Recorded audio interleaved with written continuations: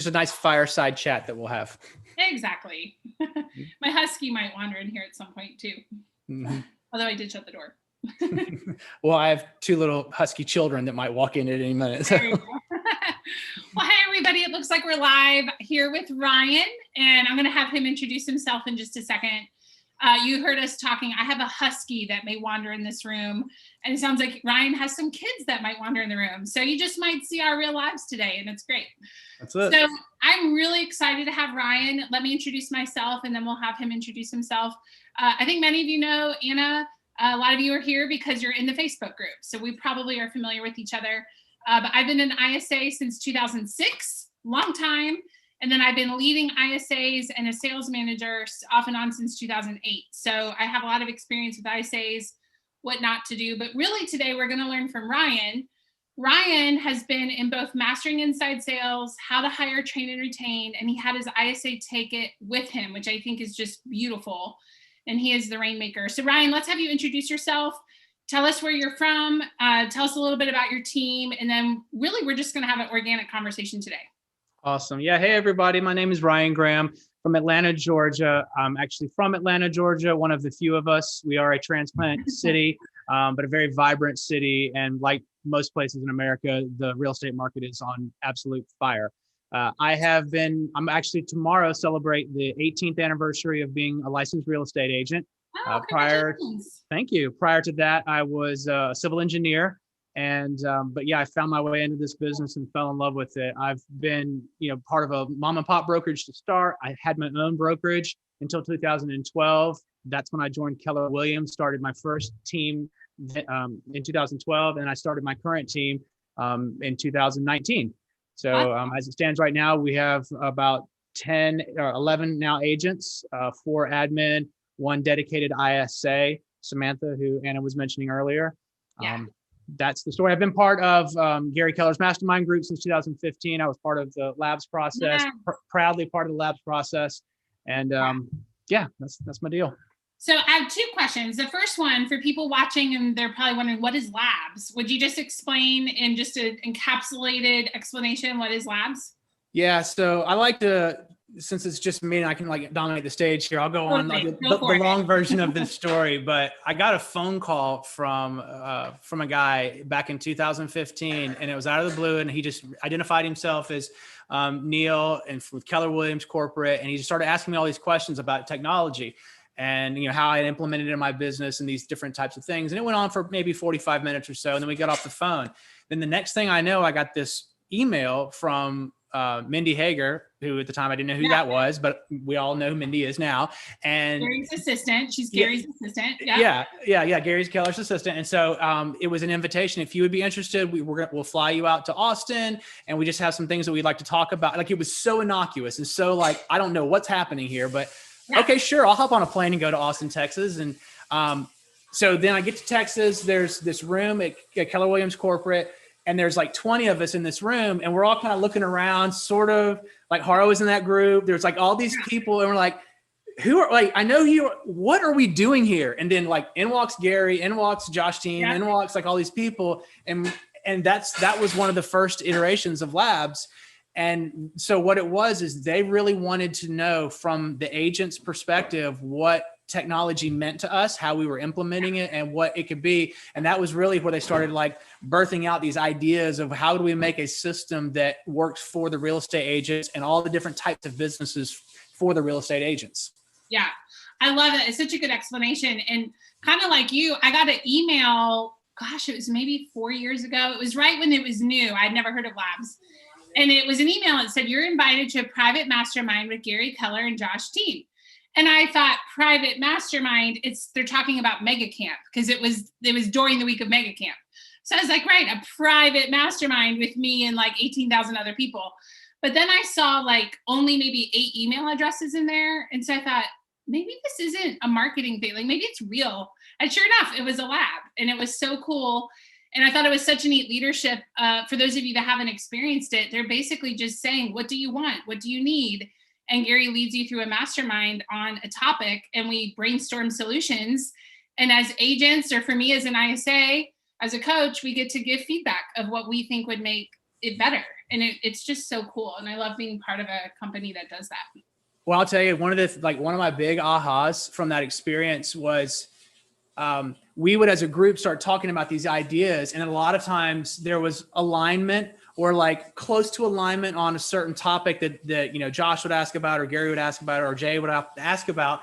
And it was just kind of the conversation was going on, and there were little brainstorming, things like that are fun, but it just seemed to be kind of lukewarm in the room. And then all of a sudden a question would come up, and we would start like literally going at each other, like, no, that's not the right way. It should be done like this. And then all of a sudden you'd see Josh lean in, and you'd see Gary lean in, and like they would really start paying attention. And then afterwards, Josh said, do you guys see how like passionate you are about this topic, and none of you can agree on anything? This is the important stuff. And it made me realize, wow, that was so like profound to pick up on that. Like when there's a lot of disagreement, it's not bad. It's actually a really good thing. You can, you know. Yeah. Well, it's kind of like when we're talking, because I know a lot of people here are inside sales agents or thinking of having an inside sales agent. So when we think of sales, a lot of times they say an objection is a buying signal. And I used to think that's just a sales class statement, you know, but it's true. If they're not interested in moving forward, they're not going to bring up the stuff that's bothering them. Right. And so I always think when communication stops, that's when a relationship is in trouble. Right. Yeah. And so I love that Josh pointed that out, the fact y'all are passionate, that's the important stuff. So I think that relates to us in sales too, when we're talking with clients. It's a great reminder. Totally agree. The old adage, if they're not talking to you, they're talking to somebody else. Yes. Yes. And I'm real worried when they just stop talking. Right. So really, Ryan and I were talking before this class, and you guys may remember him. He was on a webinar. What was that? Maybe 2 months ago. And Ryan, I think you just have great presence on camera. I think you're a lot of fun to interview. And so those of you watching, we have the chat box. I would love to hear from you. What do you want to know from Ryan? I will ask him questions as well. But Ryan and I were agreeing this is more just a conversation, and just wherever it goes is where it goes, and what you guys want to hear about, we'll talk about. But Ryan, I would like us to talk about both why you had your ISA join you for the How to Hire, Train, and Retain class. A lot of leaders take it. They don't have their ISAs in it, which is very normal. And I know for you, it sounds like it was powerful to take it together. So I would love for you to even just touch on that. We have a class coming up that people have been asking me about. So why don't you tell a little bit about your experience, and then what it did for you to have your ISA involved? Yeah, I think that, so I would be a huge proponent for and advocate for any Rainmaker to take the class with their ISA.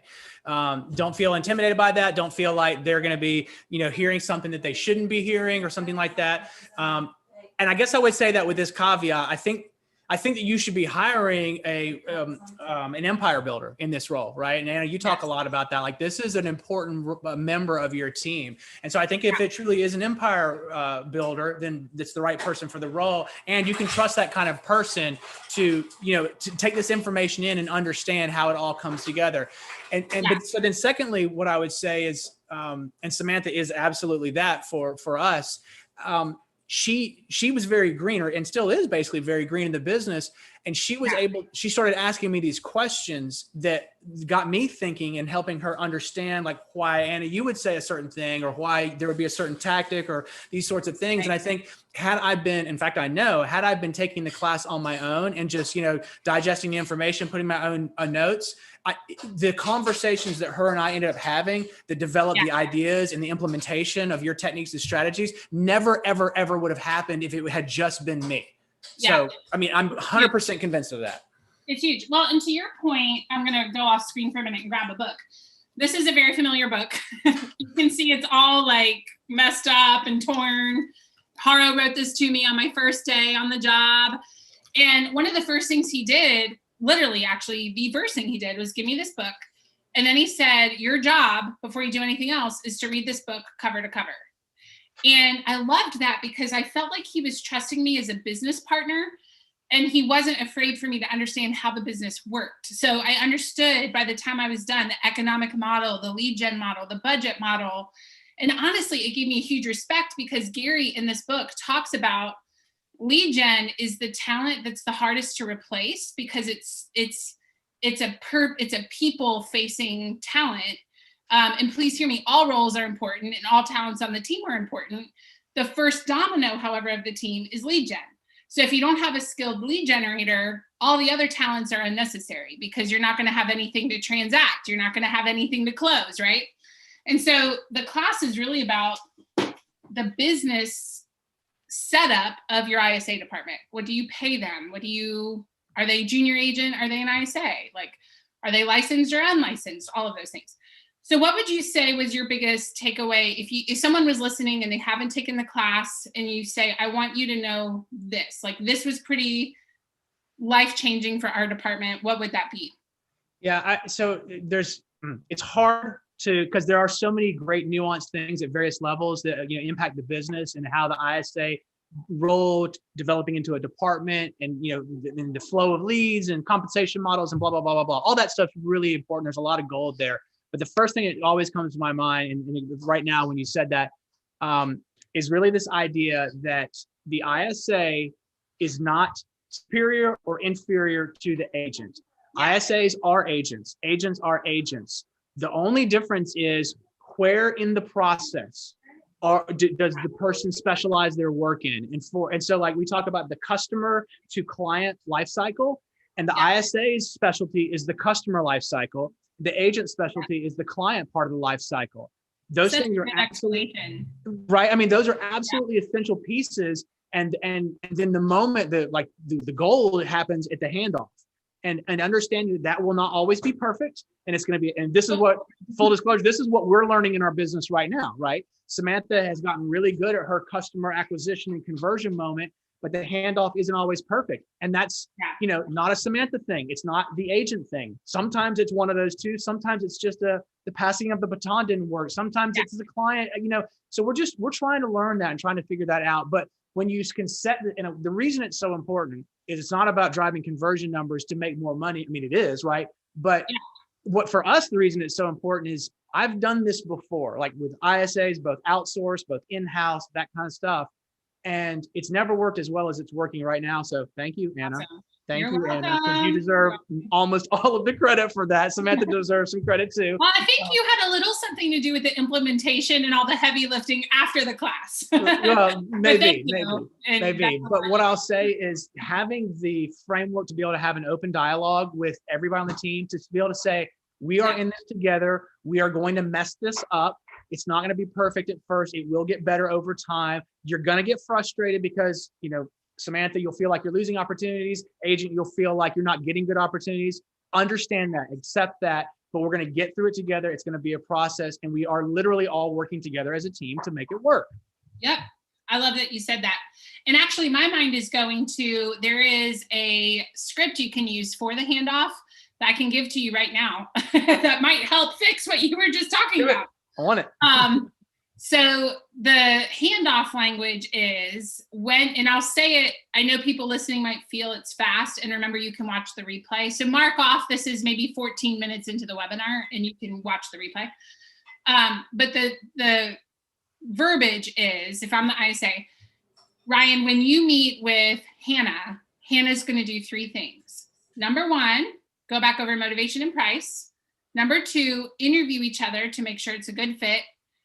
And then number three, assuming everything looks good, sign paperwork to activate the next step. Any questions? And you do that with a downswing because it sounds so confident. And the thing is, when you're confident, it removes objections from even happening, because it's just like, well, they seem like they know what they're talking about. And then when the agent starts the appointment, and I think this is where sometimes that handoff drops, we want them to start it with the same verbiage. Obviously say hello or whatever. But then if I'm the agent, I would say, hey, it's so great to meet you. Hannah told me that you want this and this, and today we're going to do three things. Go back over motivation and price, interview each other. If everything sounds good, sign paperwork to activate the next step. Any questions or anything else you want to talk about? And that it makes it so beautiful. It is. So thank you. Thank you for having me today, because you just reminded me of that golden nugget right there. I love that, because, we talk about that a lot, and people want to know what to expect, right? No matter what like behavioral profile a person is, whether they're like a CEO, high D, whatever you want to call them, or whether they're, something else, like to some extent, if they're hiring you, they trust that you know what you're doing. And the best way that you can tell someone you know what you're doing is by saying, okay, so here's what's going to happen next. 1, 2, and 3. So I love that. Thank you. Yes, you're welcome. You're totally welcome. So if you guys are listening and you're curious about this class, there's 2 happening, and I want you to know about both. So the first one we've talked about is how to hire, train, and retain. And that's the 5-week class Ryan and I were just talking about. And it's really for the leader or the ISA, both. And it's really more the business setup of the ISA department. So what are we paying people? What are they, junior agents or ISAs? Do you do, and I want your opinion on this in a minute, but do you do outsourcing ISAs or do you hire them in-house? What do you call them on the team? How do you get them to stay? So of the 5 weeks, 1.5 of the classes is on hiring and everything else is on culture, retention, tracking. How do you keep them? How do you make sure you're getting ROI on the position? So that's going to be April 13th. I think it's April 8th, actually. And you can go to annascoaching.com and you'll see how to hire, train, and retain. So Ryan, I'm curious because I get asked all the time, should we do virtual? Should we hire in-house? And it sounds like you've done both. So what's your opinion? Yeah, I think that I think if your expectations are in alignment, you can certainly go virtual, but you're just flat out not going to get the experience. You're not going to get the results that you'll get in-house. I guess the limiting belief is that it costs more money, because it does. But like we were just talking about, the handoff, that interaction is such an absolutely pivotal moment in the experience for the customer who will become a client. So without that, you're just not going to have the same conversion. So I've done this. I've literally 5 or 6 different outsourced ISA companies and different versions of them. I've paid for those. And then I've also had some other in-house that were kind of hybrid models and things like that. And, but it's specific to the outsourced stuff. I mean, yeah, they have call centers and they call like crazy and they have metrics that they follow and they turn things into appointments, but no, I'm sorry. They do not turn things into appointments. They will give you somebody who says they're motivated and they're qualified and they're a phone number, blah, blah, blah, blah, blah. But that's not the same thing as someone like, okay, Samantha, for us, she may nurture someone for 10 weeks or 14 weeks because they're not talking to a lender yet. They're a long ways, they're 6 months out on a lease, those kind of things. And, she nurtures that. She creates that relationship. She follows up. I mean, it's sometimes hard for them to let go of Samantha on the pass. Yeah, they love her. Yeah, they do. But you will never get that in an outsourced capacity, ever, ever. Yeah. And I tell people, I think outsourcing can have its place, and usually it's best for circle calling. So if you're calling a neighborhood and you're creating leads that didn't exist, it can be great for that.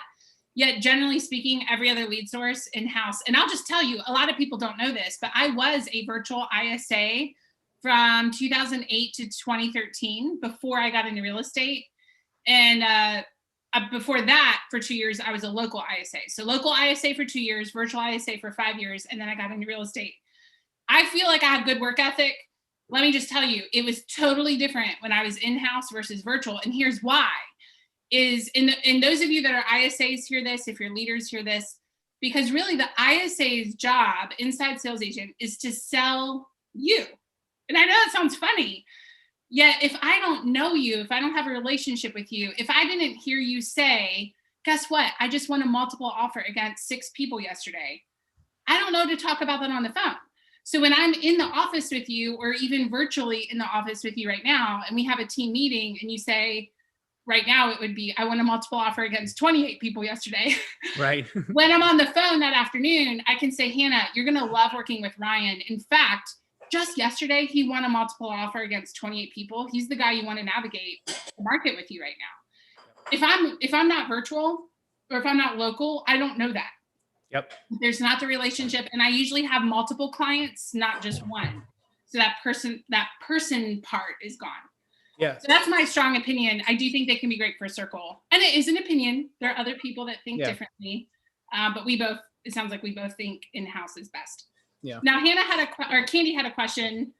When hiring an ISA and signing them up for your training, how should compensation look during that training? So I have an answer. Do you want to handle that as well, Ryan, or you want me to just go for it? I think it's, I think it's, once somebody's an employee, and because an ISA is kind of the employee / commission based, and there's various, but bottom line, I think paid, once you've made a commitment to bring this person on because you believe in them and you validated them and these kinds of things, it's paid training, right? And I I think you can get working on the sales generation, lead generation thing fairly quickly. And so that opportunity starts to create itself. You don't have to wait for the 12 weeks to be over. I mean, so yeah, right. I would say just get them in it, get them going. Yeah, I totally agree. And I actually have seen more people pay more during training. Now that's not normal. Normal is just here's your base pay forever and ever. And that's what it starts week 1. That's normal. But if I ever see someone do something different, which has only been, I can actually only think of one team that's done this. So just to be clear, it's not normal. But I've seen one team do it where they'll pay more during training because they'll say you don't have a pipeline yet. And so we'll bump it up a little. It's riskier though. And if I'm the ISA listening to this, I'm thinking that is a risky move for my Rainmaker because they're paying me more and I'm not producing anything yet. Like business wise, it's risky. But that is an option I've seen some people or one team do. What I will say is on the first day of the other class, so just to define real quick, we have how to hire, train, and retain. That's 5 weeks, April 8th. The other class, though, is for the actual lead generator. So we have ISAs in there, and actually we have a whole lot of agents in there. And on class 1, I give a buyer sheet and a seller sheet with every question that you can ask to set an appointment. And it even walks them into, on the sheet, it has, let me put you on hold and check the calendar. Great, looks like we have this spot. So if you're unlicensed, you'll want to scrub that and make sure you can ask all the things on the sheet.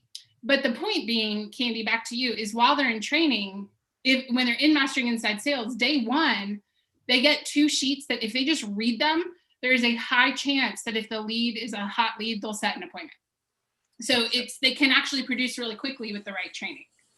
So yeah, and I'm a pretty strong believer that you don't need to be fully trained in any sales role to start selling, right? Like so often, like we get in our own way of like, oh, it's got to be perfect before you're going to mess it up even when it is perfect in your own mind. So just start messing it up immediately out of the gate and you'll get better much faster. Yeah. Well, and the thing is, the right person for this role, the reality is they're going to have some natural sales skills. Yeah. So if you're hiring someone, this might sting a little bit. I mean, I'm an ISA and I'm just going to speak really honestly because I want you to succeed.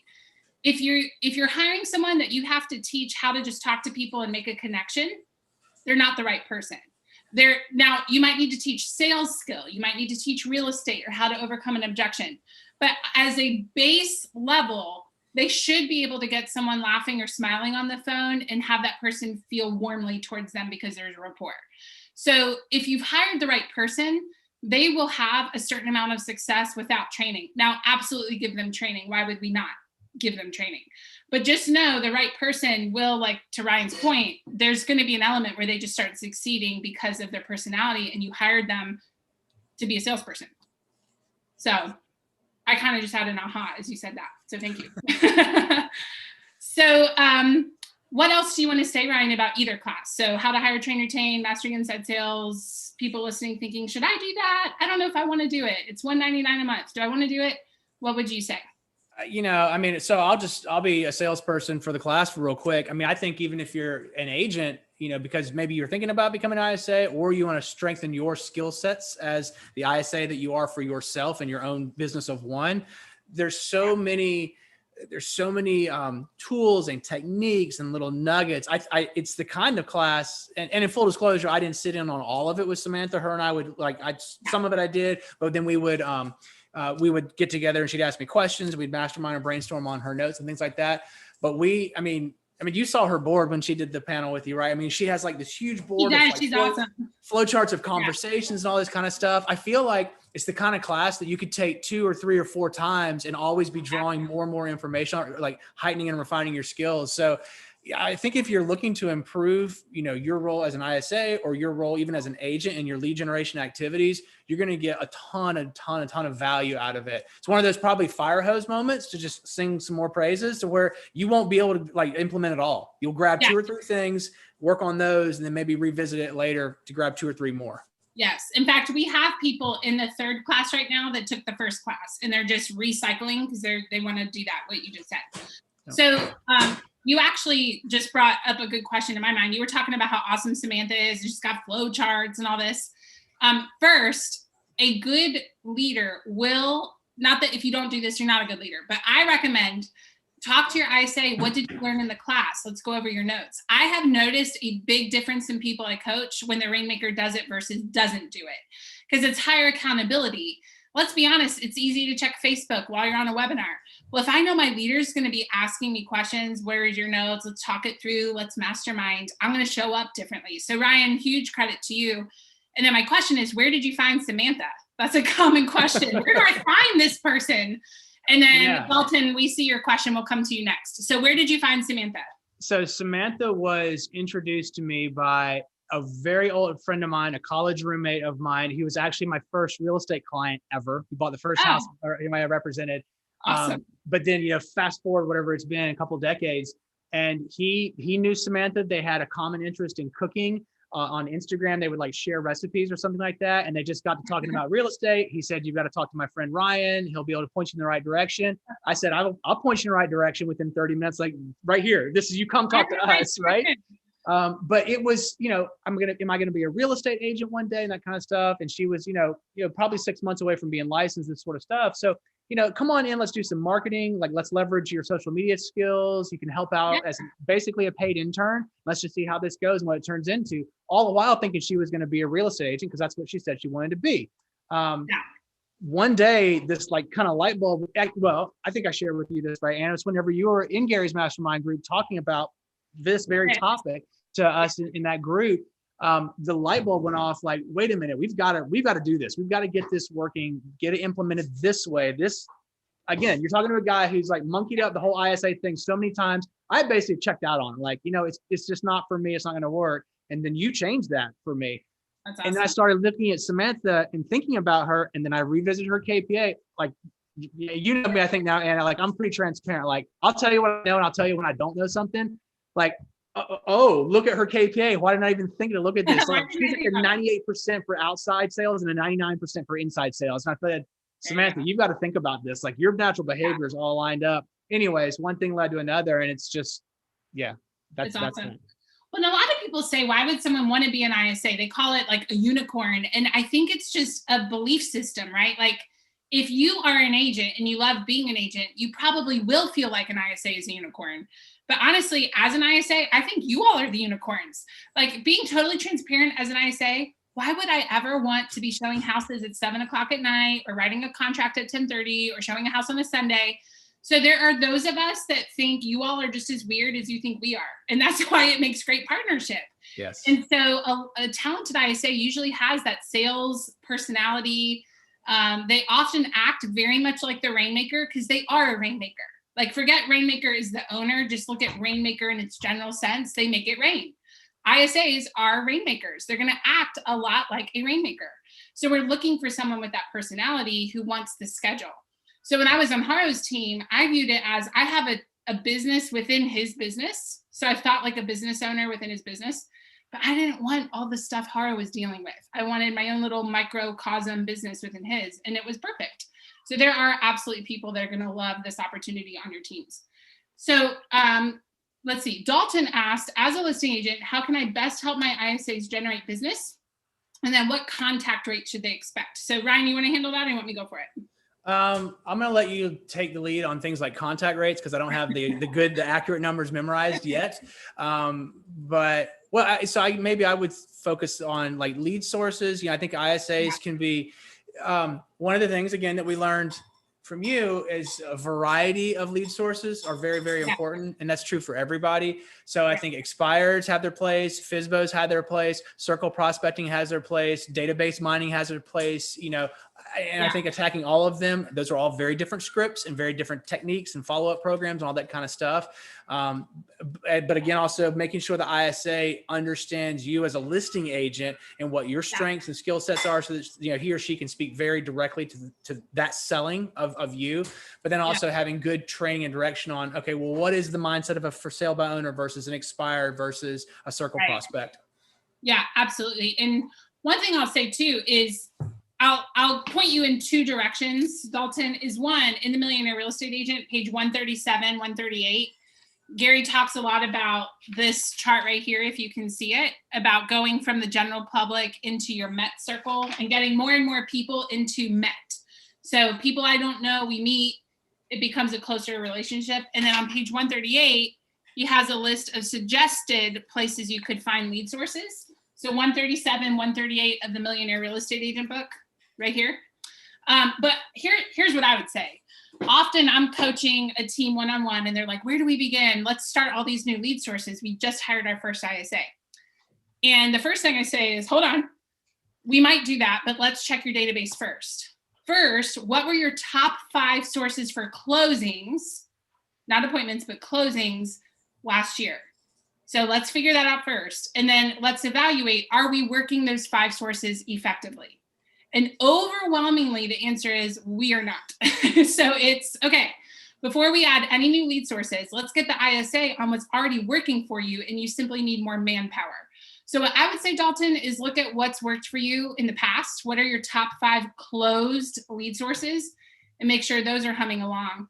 The next thing I would say after that is look at your database. So how many leads are in your database and how many have not been contacted in the last 3 months? Most ISAs on their first hire, you could put them on that for a good 6 months to get you caught up before you ever add a new lead source. So I like to tell people, I think there's this belief that I don't know what to do with this person. I've never been an ISA. I'm like, Ryan, you know how to lead generate. An ISA is a lead generator. Maybe they do it a little differently. Maybe they're in the office all day, but you do know how to be an ISA because that was a lead generating thing. So you know more than you think you do. And Dalton, I would say just think through, where did you find listings? Where did you find leads? Your ISA can do the same thing for you. And then contact rate, 12% or higher. And what that means is if I call 100 people, 12 or more pick up. If it's less than that, it's probably not a good list, or it might be the time of day. Okay. John Wesley, oh, thank you. He said, I'm in the class, take it now. It's worth the money, even if you improve conversion a little bit. A little insider tip, this material used to be $800 a month. And when the pandemic hit, I went to Maps and I said, let's make it $199 a month and shorten the program. They'll get all the same material, just faster and cheaper. And they said, yes, let's do it. So you're getting $800 a month worth of stuff in $199 a month. And that's for Mastering Inside Sales. Felicia, good to see you. She says, I love my role. I chose this path 100%. Awesome. Betsy said, what are the different types of compensation and which is most efficient? Salary plus what bonus? Ryan, you want to take it? You want me to get it? You take that and I'll expand on it. Okay. So there's a lot of ways you could do it. And I'll just tell you what I consider to be the best way is they would need to be licensed because you cannot pay commission if they're not licensed. Also, with their license, there's more freedom to ask questions on the calls. And that will depend on your state, but I just say just get them licensed. And then base pay, usually $2,000 a month, $24,000 a year, plus 5 to 10% commission. So whatever the team gets, that 3%, of that 3%, you'll give 5 to 10% to your ISA. That's the most common. And here's why it works. As an ISA, I like knowing I have unlimited earning potential. I just need to bring you closings. Well, if I bring you closings, I make more money and you make more money. So it's a low risk way to pay me. It is a $24,000 a year commitment. Now, depending where you live, you might need to go more, higher, lower, depending on cost of living. But it's low risk for you, but it's high reward because there is that commission. Whenever we see people pay for appointment set, you get a lot of appointments and they're not always quality. So we want to drive them towards closings. Anything you want to add to that? Not really, because that's exactly the model. Why reinvent the wheel? So we follow that model exactly. Yeah. I will, I guess, expand a little bit to say that we do take 10% off the top and we compensate our ISA Samantha with 5% and the team keeps the other 5%. And that's not to generate a profit center, it's to create more opportunity to grow the ISA role, because we do see the ISA team growing. And at which point Samantha will take on a more leadership role, which will reduce her ISA productivity. So we want to be able to compensate her 7 or maybe the full 10% on her stuff, and then have some left over to be able to create some other bonus structures and things like that. So we really like that model and think that it works. And I also agree that compensating on closings, not anything else, makes a lot of sense, because we want Samantha to own the full life cycle, right? She tracks the customer experience. She sets the appointment and the handoff takes place, but she has the freedom, and I encourage her to consistently follow up with those people, and it's not looking over the shoulder of the agent. It's just being there to continue to support that process, to make sure things are being shepherded through. We want to have a very constant conversation with the whole team of, like, if you ever feel like somebody's breathing down your neck, that's probably because you feel guilty about your lack of follow-up or something like that. Because understand, we're here to support, to make sure our customers and clients aren't slipping through the cracks, to create wins for everybody. So let's stay in that mindset of, it is teamwork, and we're here to all, because the more we all close, the more we all win. And that's just what this is about. Yes, write that down, everybody. The more we all close, the more we all win. Absolutely. And someone said, how do you talk about splits with an ISA? I'll just tell you what Haro said to me. And he said, I don't remember his exact wording because it was like 8 years ago, but the essence of it was, because you're on a team, the amount of closings you can have is way higher than if you were on your own. So whenever we're talking about a split, if you're focused on the split, we're actually not having the right conversation. It's what's the earning potential. So think about it. Gary Keller, I don't know if you know, Ryan, I don't know what his split is, but it's probably like 1% or less, I heard somewhere. But think about how much money that man makes, because he has hundreds of thousands of agents. And so I will take a very teeny tiny split all day long and have lots and lots and lots and lots and lots of closings. You'll be a millionaire, right? Right. And so my first year as an ISA, I was on a small team. It was just 2 agents when I was hired. Throughout the year, we eventually got up to 7, but it was a small team when I started, and I was not from Greenville, South Carolina. My first year, I had 85 closings. There's no way that would have happened if I was an agent. I would have never had 85 closings if I was by myself my first year. So I would actually encourage you, talk about the earning potential. If they're like hyper focused on the split, we need to help them understand the split isn't what matters. It's what's your earning potential. It's not the right conversation. It's not the right conversation. Yep. Hopefully that makes sense. Let's do a couple more, and then we do need to close the call. As there are some unanswered questions, you're welcome to email me. Also, a lot of what's in this chat box right here is covered in the class, which is why it's a 5-week class. It's impossible to cover everything in a short webinar. The 5-week class, though, goes over pretty much every question there in the chat box. Okay. And I see a question real quick from Candy, if I just can respond to it real quick. Candy says, for the $25,000 a year, how many hours a week will that translate to? I think the standard answer would be like, that's a 40-hour-a-week schedule, because that's really what it's going to take to produce the numbers. But I'll just give you some other insight. If you have the right person in this role, you're going to have to convince them that they're working too much. It's true. Right? Am I right about that? Like, the right person for this role is going to be hungry. They're a true rainmaker. I have to tell Samantha on a regular basis, take a day off. Take a day off. You're going to burn out. Like like the person for this role will never say, really, 40 hours a week for 24K? Really? Wrong person. Wrong person. Well, and they need to think big. And I will say, when I started, I had never had a commission job, and I was struggling to think bigger. And I will say, I think very differently than I did 8 years ago before KW. So I would have a conversation with them too about thinking big. What can you do through commission? Like, it's an unlimited earning potential. Because when I heard 24,000, that just sounded so small to me. Yet then when Haro started to paint the picture, I started to see okay, I'm not thinking about this the right way, because I'm in my corporate world limited mindset where I just make the same amount of money no matter what. And Haro helped me see, based on your effort, you make money. Like, wouldn't you rather make money based on your effort versus no matter what you do, you just get this much? So it did take me changing my mindset, and Haro helped me do that in the interview process.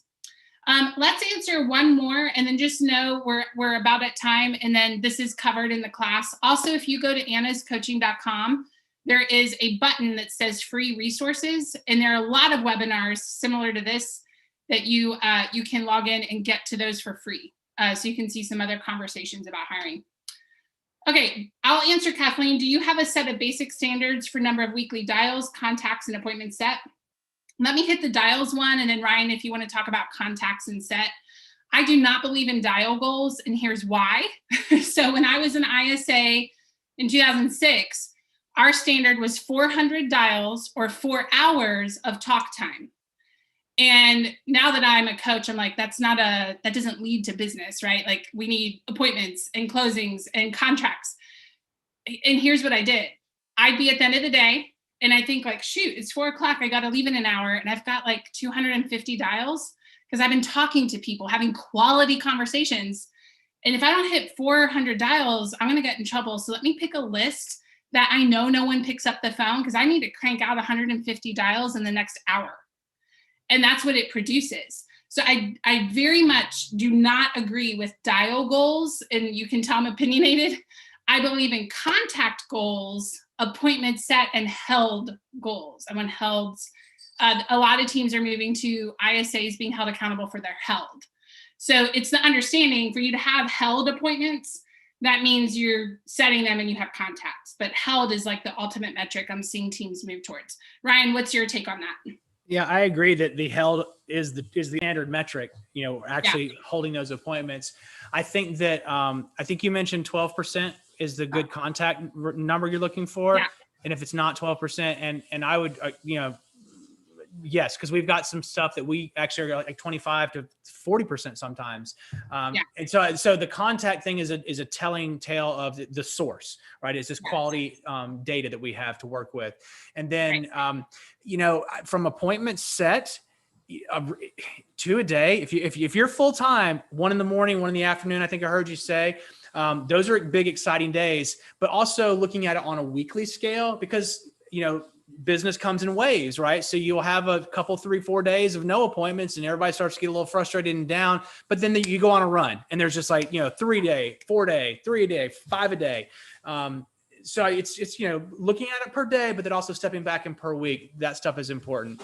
And I think too, being a cheerleader around these numbers, while these numbers are important, they aren't the end all be all. They're just a good reference point for conversations. Is it the data poorly contacting? Is it a conversion issue? Is it a failed nurture process? Do we need to have more drips input? I mean, it should be an open dialogue. You should, as a leader, be listening to the people you're working with. You should be asking them good questions, listening to what they're saying, and figuring out how you can help improve that process. If it's a bad person, can you coach them up or coach them out? But hopefully it's a great person, and together you're looking to increase all of that. Yeah, absolutely. So we're about at time. What I want to do real quick is show you guys where to find some more resources. And then Ryan, I want you to tell people how to contact you for referrals for Atlanta. Yeah.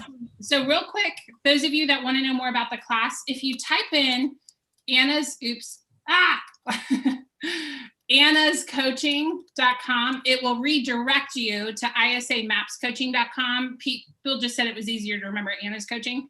Click that X and you'll see how to hire, train, and retain or keep ISAs, and then Mastering Inside Sales. This class, Mastering Inside Sales, sign up closes in 4 days. So if you want in the current class, you need to sign up within the next 4 days. How to hire, train, and keep ISAs, that's coming up April 8th.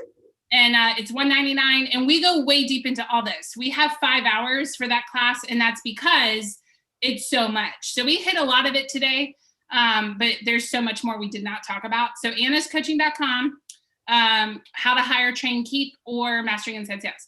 And then Ryan, I see you put it in the chat box, but tell everyone, if they can't see it for some reason, how do they find you? Because you're awesome and you would be an awesome person to service referrals. Thank you. Communityandcounsel.com. That's the name of our group. We're Keller Williams in town, Atlanta. So communityandcounsel.com, and that's counsel with the C. It's the noun, not the verb.